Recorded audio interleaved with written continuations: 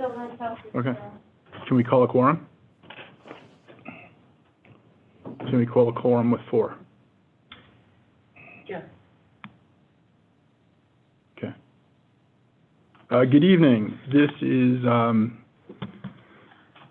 broadcasting from somewhere in the Mediterranean. This is the regular first Tuesday meeting of the Planning and Zoning Commission of Pitkin County, Colorado. It is Thursday, July 7th. It is 4:59 p.m. Present, we have Jasmine Tiger, Monty Thompson, Jeffrey Woodruff in the room in Pitkin County, and we have Jim Vishansi on the line. We have a quorum. From staff in the room, we have Suzanne Wolf and Bonnie Shiles. On the line from staff, we have Zachary Hendricks. On the line as presenters, we have Catherine Christoph, Gabe Preston, and Dwayne Guthrie. Good evening. I promise we will be done before 9 p.m. tonight. Oh, shoot, I had already ordered dinner. Any commissioner, we have a call to order. And Zachary has some stuff to say before I go through the agenda. But you're on mute, sir. I see there's a couple people watching on the YouTube stream. If you had any difficulty getting into the Zoom webinar using the link from Planning and Zoning, if it prompted you for a password, that password is in the bubble below the one that you press to get to Zoom. So there's a top bubble on Planning and Zoning. It says click here to join. The one below it says to join by phone, and underneath that bubble there is a password to join if you were having any difficulty joining. And that is all I had, Jeff. Thank you. Commissioner comments in the room unrelated to road impact fees.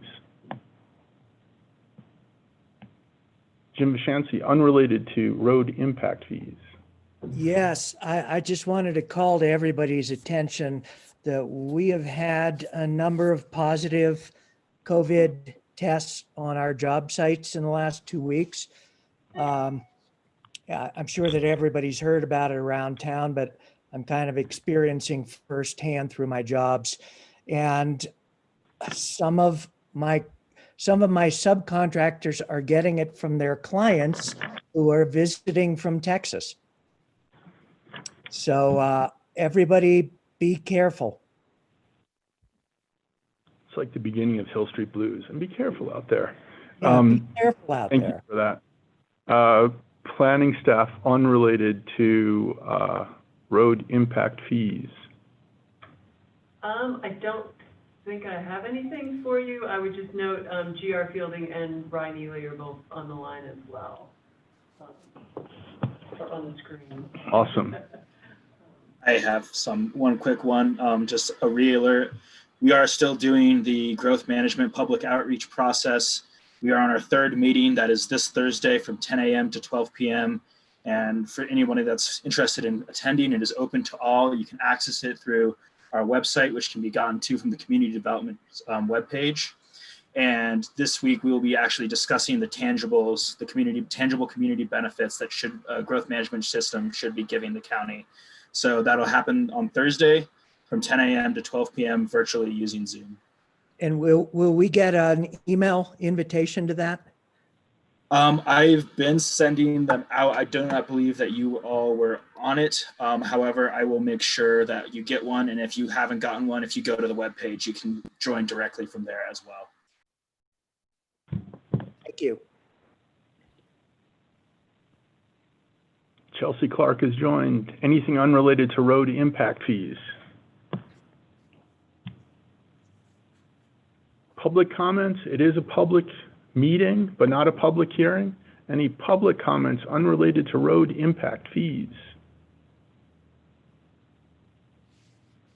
We have one item on the agenda this evening. It is the road impact fee land use code text amendment.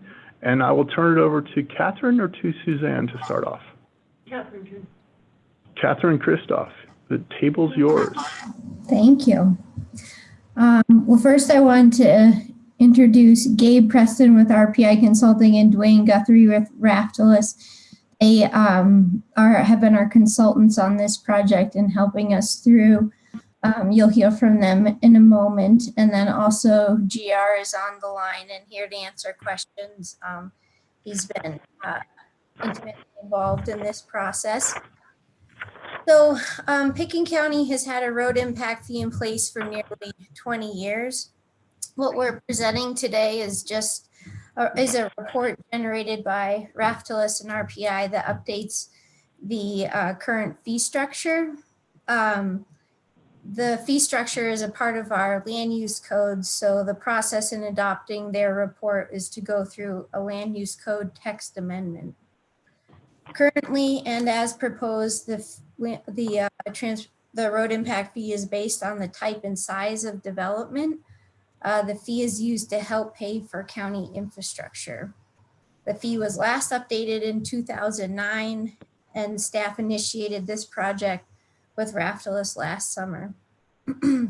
We work closely with a number of other staff members, Cindy Hubin in community development, John Ely in the attorney's office, obviously GR, and Ann Driggers in finance. And we went through a number of iterations reviewing it with all of those folks before we brought it to you all today. Since it is a text amendment to the land use code, it requires, we're required to be consistent with the comprehensive plan. This proposed code amendment does that, in that it is aligned with the theme that we maintain public facilities at their current capacities. We're also in line with the fact that the project encourages transportation programs consistent with the road maintenance and management plan. And this is in line with the policy that new development offset impacts to the county to ensure there's no reduction in our quality of service through development. We did present the draft report to the BOCC at a work session on March 17th. At that meeting, the board supported our direction, or the direction of the report is presented to them, and gave us direction to move forward. So at this point, I will turn it over to Dwayne and Gabe, and they will get into the details of their findings, and then GR and I, and both Dwayne and Gabe, will be available for questions at the end, should you guys have any. Great, thanks, Catherine. I'm going to walk through some slides, try to share my screen, so let's see if we can do that.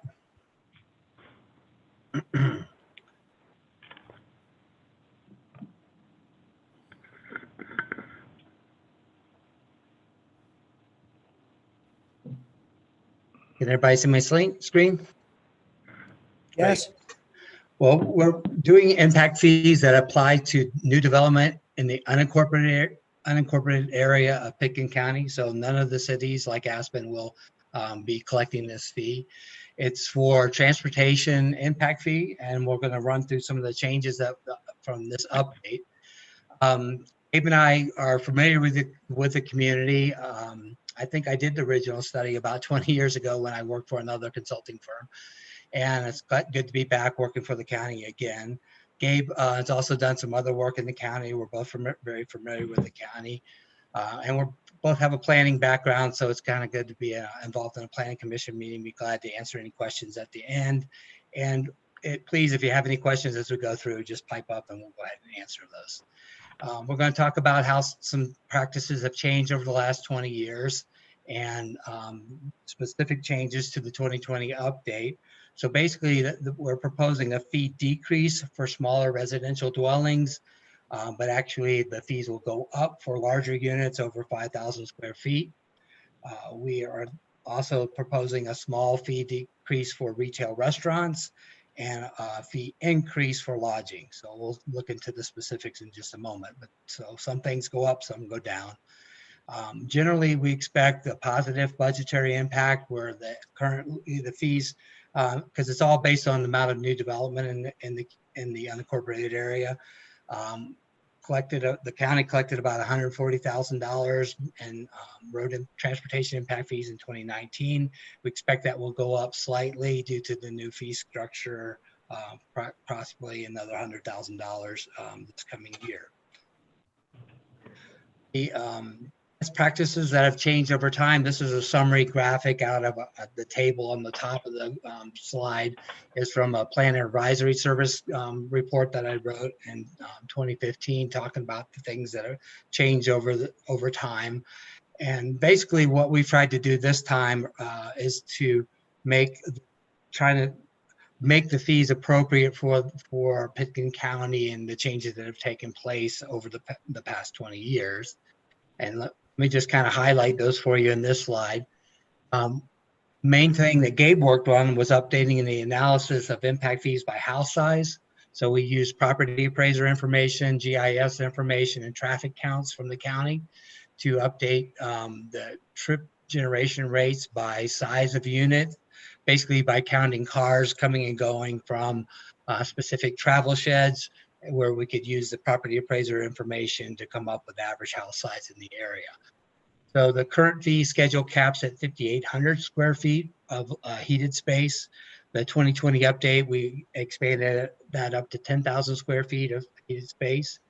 And basically the traffic counts and the trip generation rates that you'll see in our report, they're comprehensive. So it's not just travel from the residents of a house, it's all the service workers, trash collections, people delivering packages, everything. So we're basically counting cars coming and going in and out of an area and coming up with the trip rates that way. We've also updated the capital improvements and kind of changed the from a more generic need for additional lane miles back in the 2009 study to more of a specific emphasis on adding transportation capacity by moving people. So it's more of a multimodal system improvements during the 2020 update. But why did we go that approach? Well, basically, a lot of the travel in Pitkin County is trying to get in and out of Aspen. So this is the urban growth boundary around the city of Aspen, which is shown in blue. And you all familiar with the area know that there's very limited opportunities to expand lane miles for vehicles in this area. So we're looking at multimodal improvements that'll help move people in and out of the area. And we'll show you some of the specifics in just a minute. This slide summarizes the type of improvements that we'll use for impact fee funding with impact fee dollars. So basically impact fees are taking a more aggregate or systems improvements kind of approach of looking at development throughout the unincorporated area, not just a particular project.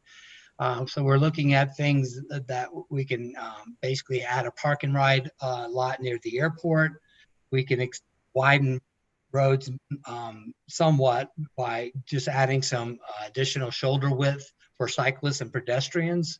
So we can do that in selected areas and greatly improve multimodal capacity, that technique.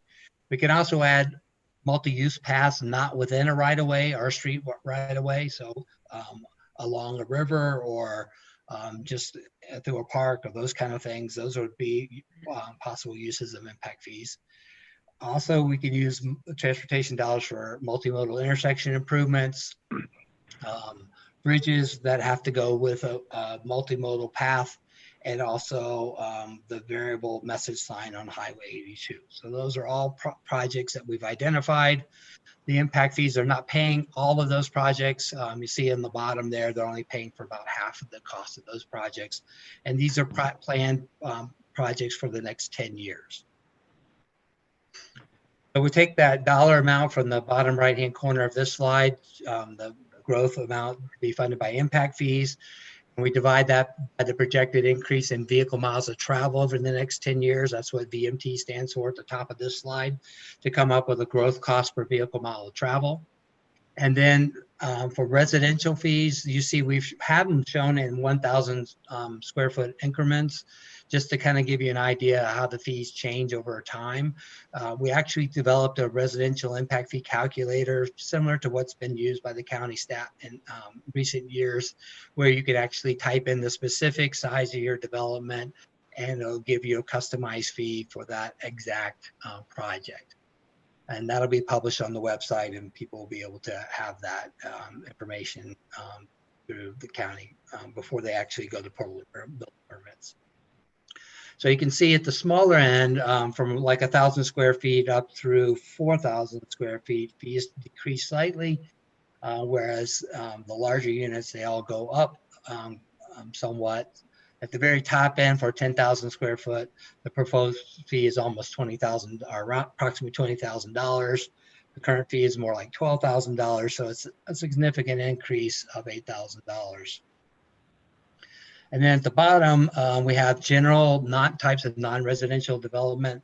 In Colorado, the Impact Fee Act requires or states that the impact fees are supposed to be legislatively imposed on a broad class of property or land use.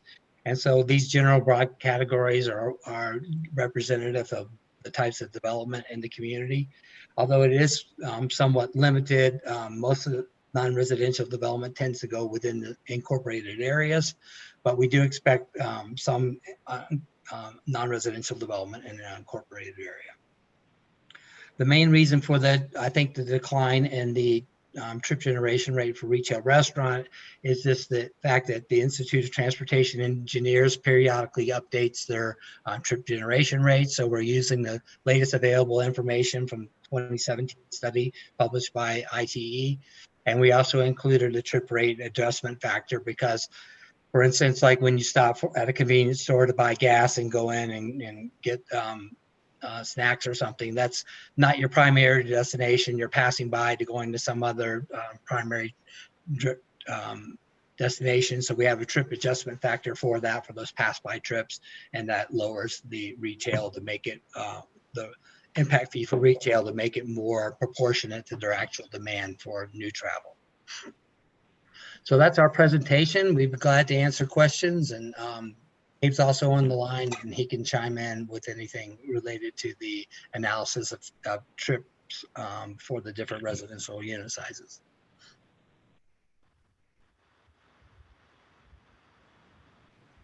Commissioner questions? I have a number. Please. This good presentation. It all makes logical sense to me. Just a few questions on how you allocate some of the changes. First of all, why stop at 10,000 square feet on home size? I'm currently working on 2 homes that are 15,000 square feet. I can take that. I would so agree that they should probably pay proportionally more. Well, that's a good point. And hi, I'm GR Fielding. I'm the county engineer. And I think Gabe's been pressing me to get different counters in different places since we got started to help aid in your question. But really, it's about the data. And the data that we got, we looked at different travel sheds that had different size homes in them. And then we can, take a look at how many trips that size home is creating. And so like places like Mountain Valley, where the size of houses increase, we can take a look at, the traffic in and out of Mountain Valley, or say Red Mountain.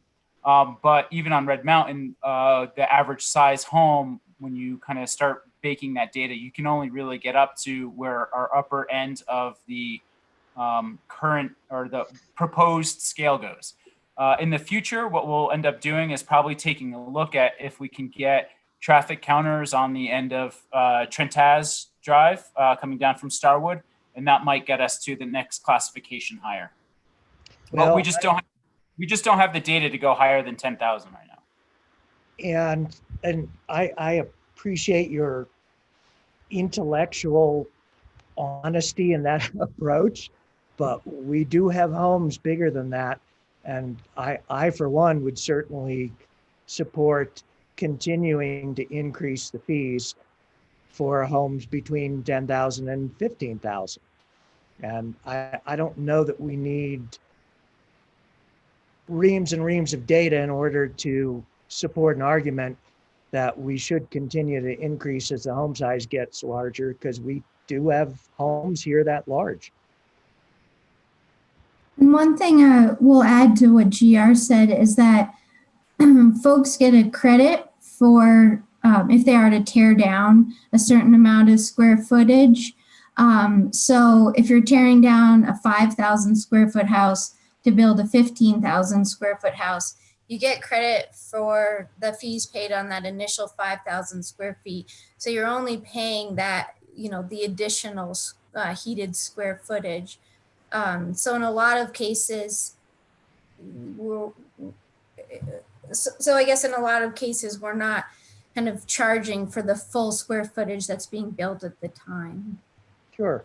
And I would just encourage ourselves as a board to consider extending that range, even if you didn't do it in 1,000 square foot increments. Generally what we see, if somebody builds a house that big, they're going to buy a TDR.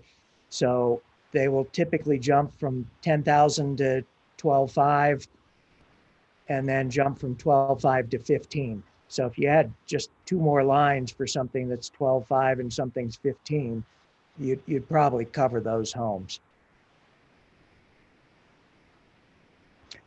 Next question. Why is the Aspen urban growth core not included in this? Do they charge their own fees? No, it's included. The urban growth boundary, the unincorporated portion of the urban growth boundary is included in the study. It's just that what Dwayne was talking about is that the incorporated, Aspen, Snowmass Village, Basalt are not in this. They'd have to legislatively adopt their own fees for their own capital improvements because these are county roads owned by the county. So it's only you can only charge unincorporated development, even though people that live in Aspen or Snowmass Village might actually use county roads, but they're not in the right jurisdiction to charge a county impact fee. Okay, so those jurisdictions have their own fees for impact. Yeah, and the way that we don't want to get into it too deeply, but the way that the trip generation, the travel demand model that Raftellus uses is set up, it does account for trips from, say, a dwelling unit that don't land somewhere else in the unincorporated county. So like a work trip down to Carbondale, or there's some reverse commuting that goes on actually, believe it or not, or a trip into a municipal boundary for work. Those trips are accounted for in the travel demand model, but jurisdiction-wise, the county can only charge those fees in unincorporated areas. Okay, just wanted to make sure that Aspen residents aren't getting off scot-free. They never do. No, they never do. I'm sure they pay plenty too. So, is this proposed fee applicable just to new construction or to renovation as well? It's just to the net of any renovation or any new. So if you renovated your home but didn't change the square footage so that there's no net increase, that there's no fee. That's correct. Yeah. Okay.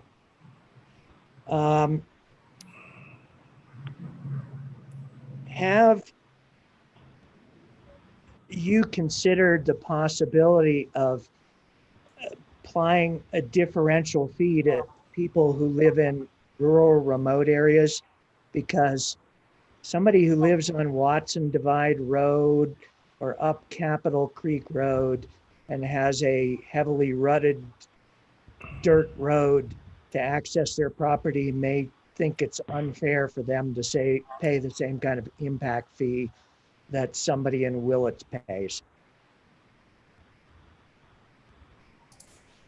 What we do have in the code is the ability for someone to do an independent fee calculation. If they feel as though the trips generated from their property are less than the calculated impacts through this report, then they can present their own report and make the argument that they should pay a lesser fee. It would be approved, I believe the code says, by the community development director. And there have been occasions in the past where people have done that. One I can think of off the top of my head is up the Frying Pan, given where our county lines are, they're really not traveling on Pitkin County roads for all that long. So we have seen the argument made that, you know, they're getting nearly right onto Eagle County roads. So they feel as though they don't need to pay the fee. But those, you know, that analysis is done on a case-by-case basis. Okay, but there isn't a mechanism for somebody who feels they're paying an unfair share to appeal it. Yes. Okay. And last question on the lodging, jumping from 2,400 to 6,200 per room seems like a massive increase when we're desperately trying to encourage people to build more affordable lodging outside of the urban growth core. Is that one set in stone? It seems like an awfully big increase.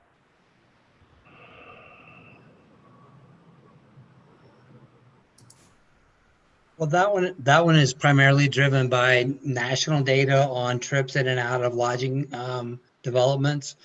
The only way to customize that would be to try to get local traffic counts, you know, for specific developments in the county. And don't know that we can pull that off. Do you have any suggestions on that, JR? So the lodging gets a little bit tricky. There isn't a ton that is in unincorporated Pitkin County. We have a few up the Crystal, and we have the Inn at Aspen. And that's about all I can think of off the top of my head. I would go back to what Catherine had mentioned earlier as far as independent fee calculations. If a developer of some piece of lodging feels like the impact fee is extraordinary for their purposes, they are more than welcome to go and calculate their own impact fees there. Well, and I guess when you consider the lay of the land, all the stuff in Willits is Eagle County. All the stuff in Carbondale is Garfield. So Right. You're right. We probably don't have that many areas outside of the urban growth boundary where we're going to build lodging. And again, if they're an existing lodging establishment like the Castle, Redstone Castle, they're only going to get charged for the additional rooms that they're adding to their facility. And I don't doubt that you have the data to back up the logic. Just seems to me that if there are not that many likely developments for lodging, there's probably not a lot of money to be earned from it. And we certainly don't want to make it prohibitively expensive for people to build affordable lodging if they're so inclined.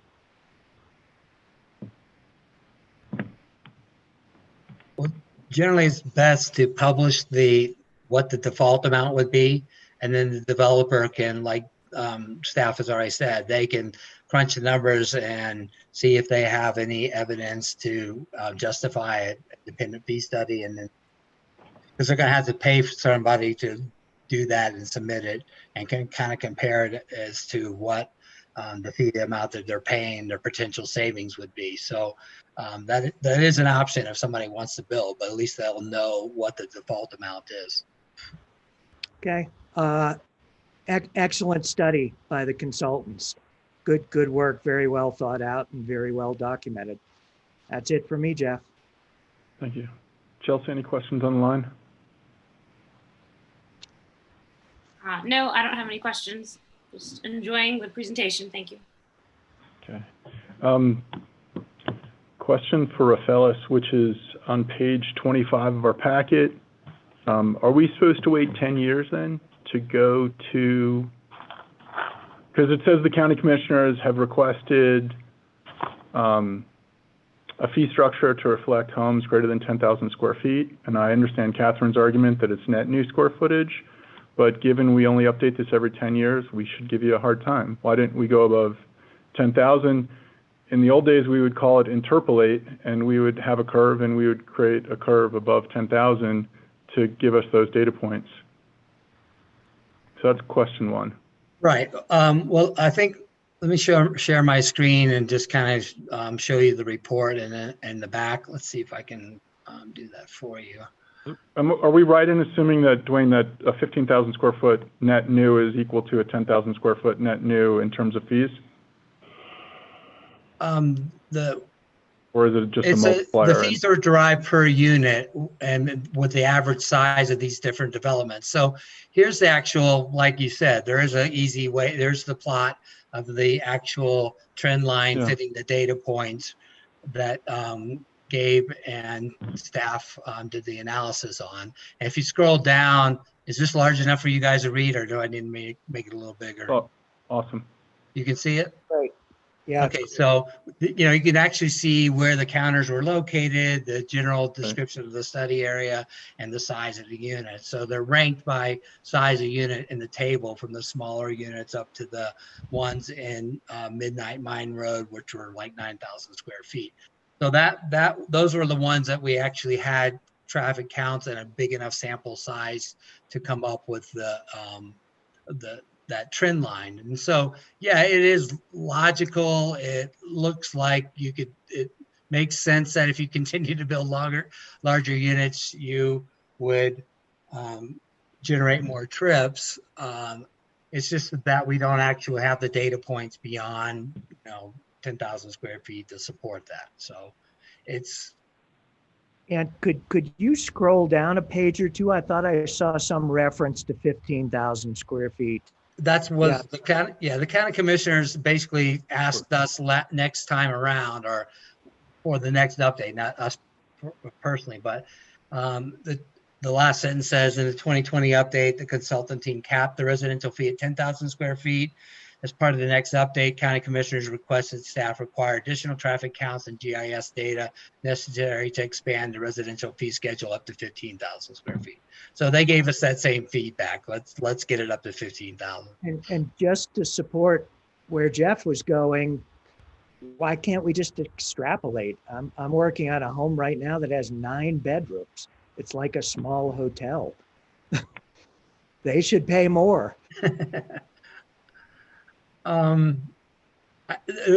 It's more of just, is it supportable if you get challenged or not? Are you likely to get challenged as a percent of the cost of a 15,000 square foot home? I don't know that you would, and people could just do their own, like Catherine said, independent study to say, we're not going to generate that much, but we're basically just saying it looks logical, and everybody we're probably not going to get arguments, but right now we don't really know because our data ends at 10,000 square feet. And I don't know if this will help at all, but with the the waiting for 10 years part of it, but one could update the fee schedule without diving in and updating this entire analysis. Right, you could just update the one table for residential fee by square footage. So that could be done, as soon as, if we go with what the consultants are saying, because you're not going to get impact fee consultants to say, yeah, you should do this without any data. You just won't, you won't get us to say that. But from my perspective, if there's some traffic counts for a couple of good seasons, et cetera, that are in areas. And we listed off, GR was talking about that earlier. In doing this analysis, I went through and I identified, other travel sheds, neighborhoods, basically, where there's even bigger homes.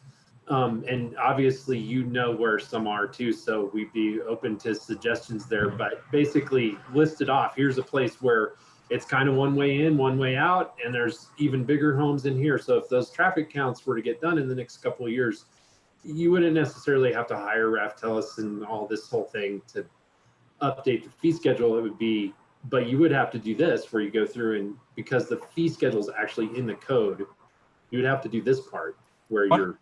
One additional point on that is that generally, from an engineering standpoint, I can open up the ITE traffic generation book and opine on how many trips a certain type of development is going to generate, 15,000 square foot homes isn't in there. It's not in any manual anywhere. No manual. Not very common in other areas of the country. No. So I'd like to switch gears a little bit, if we may, and speak about the annual adjustment, which is section 81050. It's highlighted on page 14 of our packet, and the line says the county shall calculate adjustments to the impact fees by multiplying them by a ratio based on Denver Boulder CPI-U from the preceding year. And I don't know if Rye is in stealth mode, but we heard the county attorney present the employee impact fee in January 21st of this year, and he argued that the Denver Boulder Greeley CPI-U was an outmoded way of calculating employee impact fees and vastly understated the fees charged for employee impact fees. And so 6 months later, roll the tape forward, we're now looking at revising an impact fee, and we're using what the county attorney just 6 months ago said, hey guys, we shouldn't use it.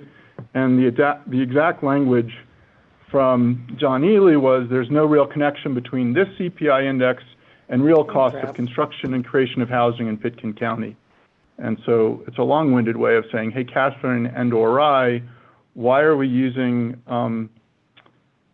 Denver Boulder Greeley or Denver Aurora Lakewood CPI that, again, the county attorney said that drastically inadequate and utterly unrealistic in calculating impact fees.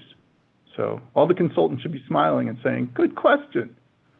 Well, it's kind of an apples and oranges. With the multimodal transportation fee, we're actually doing cost of infrastructure, widening a road, those kind of things. And JR can talk, GR, sorry, can talk about the cost of improvements in the county and how and what's applicable.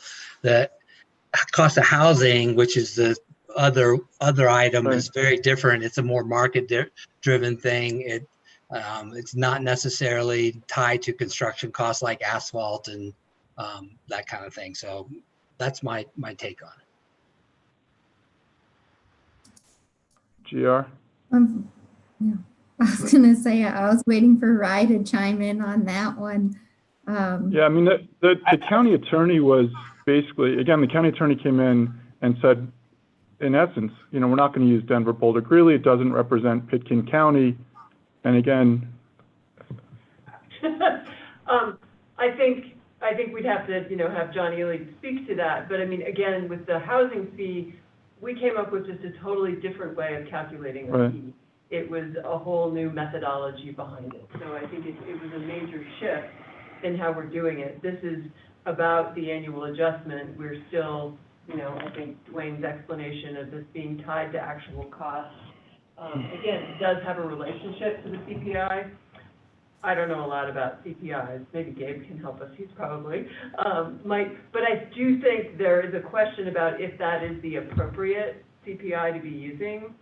And that's something we will have to do some research on. Because I think, again, I've heard in the past that is not necessarily accurate for our area, and or that may not exist anymore, or something along those lines. So I think that may need to be updated in the code. Yeah, I mean, again, I'm not sure it's the same argument that we had with the housing fee. Right. This isn't the way we should be doing it. I mean, in terms of a methodology, that was I would love for the county attorney's office to weigh in on this, because the language they used was almost the justification for the increase. And I guess I don't know if that was specific to the CPI. I mean, I know it was specific to how we were doing the housing fee, and that's why we were proposing a new methodology.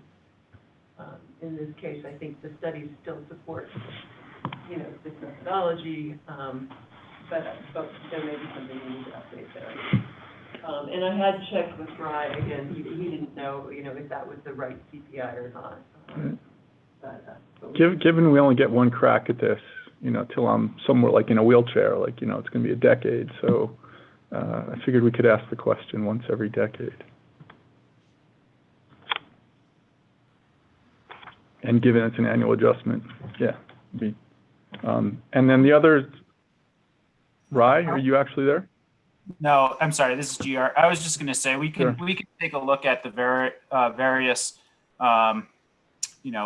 price index escalators, whether it's this or the ones that are Engineering News Reports puts out construction costs escalation.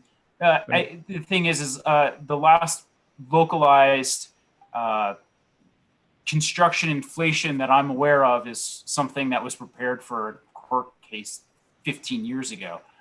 So I just don't know what that is. And then we can also look to see what was used for, was it the employee housing impact fee? Yeah, it was January 21st, and it was they went to an affordability gap method that analyzes the mean income of Pitkin County as reported annually by the United States Department of Housing and Urban Development. But again, the review on the Boulder Greeley CPI, the terms they used were drastically inadequate and utterly unrealistic. So it's just kind of funny to see it appear in an impact fee 6 months later when that was the county attorney's opinion. Right. And I don't think that there's necessarily a localized index like that goes around construction costs. So my assumption is that this is probably about the best that we're going to get as far as localized as something in the state.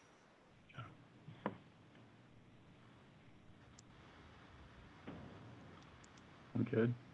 I mean, the rest of the stuff I have is minor. There's just, again, the dates that are inconsistent and the square footages that are inconsistent, but they're not in the resolution. They're in the, I think. If they're in the They're in the language, in the red line language, that will be attached to your resolution. So the land use code on page 8 lists development plans prior to June 10th, 2000, and then on page 16 it lists July 10th, 2000. Should be, I looked that up in the ordinance, it should be July 10th is the correct date. Is the correct one? It's basically the date when the Ordinance original road fee became effective. Cool. And then in the consultant's report, I'm assuming 10,00 is actually 10,000. But other than that, the resolution looks good. Any other questions for consultants or Rye? Jeff, I would just add that I agree with GR and Catherine. You know, the methodology isn't perfect right now, but we're working on it to figure out what would be better for that. So we've got a lot of things right now tied to CPI with that index you're talking about, and it's not perfect, but I think the study that these guys have done is helping get us closer to that. So we're aware of the problem. Okay. So can we then expect in 5 years, 15,000 square feet? What's the timing for fee by square footage above 10? Can we add to the resolution we'd like that next 5 years? I think you can certainly make a recommendation to the VOCC. I don't know if any of us know the answer to this. Sure. If the VOCC asked for that, I don't know if they asked for that in a certain time frame. Right. What would stop us from implementing something right now, merely extrapolating? Because if I take the home that I'm working on as an example, it's the only 15,000 square foot home in the whole neighborhood. And there are 3 other 10,000 square foot homes currently under construction. So I doubt that you could ever isolate through a traffic study the impact of that one 15,000 square foot home. But there's no question in my mind that it's greater than the 10,000 square foot homes.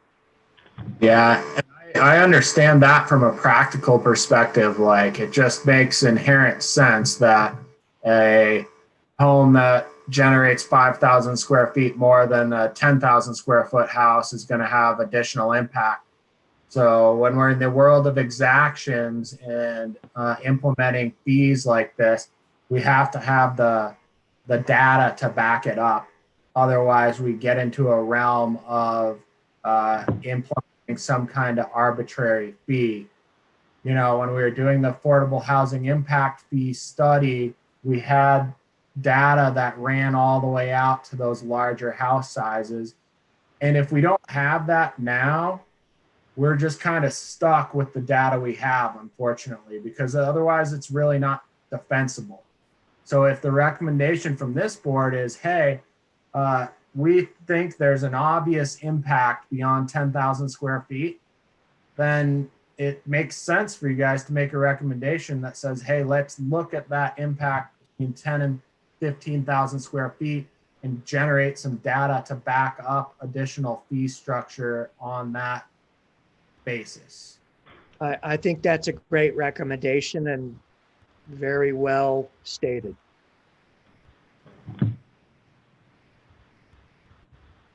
Any additional questions, comments, praise, criticism, observations? So at this point, are we comfortable adding to the recitals then, number 10, which would include an evaluation of the fee structure beyond 10,000 feet? And you can wordsmith beyond that, but it sounds like we're at, I mean, given we spent so much time on it and it's already been asked for by the BOCC, that recital 10 would examine the fee structure or the impact beyond the 10,000 square foot homes currently in the table. That would include the collection of the data, the transportation data that from a legal standpoint would be defensible. And you can, rise terms are better, but that's recital number 10. At this point, I like James. the way Rise stated it by saying, you know, it's logically obvious that there's an additional impact for homes larger than 10,000 square feet, and we should do everything that we can to try and quantify that. Yeah, I think staff likely understands the substance of the comment, and I will work with them to get, if you guys want to recommend a new condition in that vein, I will work with them to get that language implemented in there. And Jeff has been doing a really nice job of reviewing the resolutions before they get recorded, and I will work with him to make sure that the language that you all are intending to have in the resolution right now is the language that's actually reflected in the resolution that's ultimately recorded. excellent, thank you. I'm comfortable with that. Any other questions from Chelsea or James on the line? At this point, I'd entertain a resolution of the Planning and Zoning Commission of Pitkin County, Colorado, recommending approval to the Board of County Commissioners of Pitkin County, Colorado, of amendments to the 2006 Pitkin County Land Use Code, Title 8 of the Pitkin County Code, Sections 240, 130, and 810, implementing a new methodology for calculating the road impact fee with an additional recital, which is recital number 10, that looks at the fee structure and impact of homes greater than 10,000 square feet. At this point, I would entertain a motion. I would make a motion that we approve. So we've got James as the first and Jasmine as the second. Any further comments? This is a public meeting, but not a public hearing. If anyone, we did not ask, if anyone on the line would like to say anything with regards to road impact fees. So we do not currently have any regular attendees, so I don't know that we'll get any public comment at this time. Excellent. All of those in favor of the resolution of Pitkin County, Colorado, which is a land use text code amendment, Title 8 of the Pitkin County Code, Sections 240, 130, and 810, implementing a new methodology for calculating the road impact fee on the TV or on the Hollywood Squares, Jim Vishansi? I vote Yes. yes. Chelsea Clark? I vote in favor. Jasmine Tiger? Yes. Monty Thompson? Yes. And Jeffrey Woodruff. It is unanimous. Thank you all for your time, and we'll see you back in 2030. What? Or maybe, Oh, maybe sooner. to review this again. Now, Dwayne and GR, thanks for all your work on this. And Gabe, we have to continually thank you for all the data you've collected over the last couple of years. So it's nice having these informed debates. We didn't do any shout outs to the energy mafia, but thanks to REG and their work as well. So it makes these conversations really easy to have having data. So thank you. And then GR, thanks for your work, obviously in Aspen Fire. I know that's in front of Board of County Commissioners tomorrow. So thanks for your work on the impact fee there. Appreciate it. That is our only land use action. We have nothing on the docket for either July 4th or a fortnight from there, August 4th, July 21st, or August 4th. I would, let you know if anything comes up. I would entertain a motion to adjourn. Trustee wave. Yeah. All right.